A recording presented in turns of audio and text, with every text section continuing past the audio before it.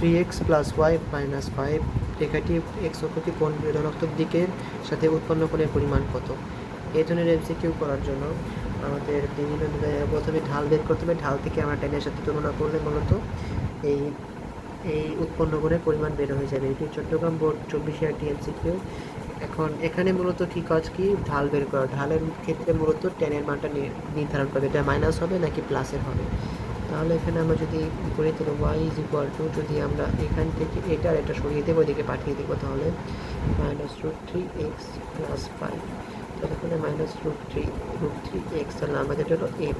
তাহলে আমরা যদি তুলনা করি, আমরা তাহলে টেনের সাথে তুলনা করবো tan θ -√3। এখন আমরা চাইলে বিভিন্নভাবে তুলনা করতে পারি, কিন্তু অনেকে মূলত এটিকে জটিল প্রক্রিয়া মনে করে। তাহলে আমরা কি করব, মূলত এই ক্যালকুলেটরের সাহায্যে মূলত দেখব যে ট্যান কতর মান এখানে আসে হলো মূলত -√3। এখন আমরা জানি যে এখানে যে সহজ মানগুলো আছে এগুলো মূলত প্লাসের মান আছে, তাহলে আমরা এখানে বড় মানগুলো নিয়ে কাজ করবো। তাহলে 120 ডিগ্রি যদি দিই তাহলে এখানে -√3 আসে। যদি 150 ডিগ্রি দিতাম তাহলে এখানে আসতে হলো -1/√3। তাহলে এটা হলো আমাদের সঠিক উত্তর।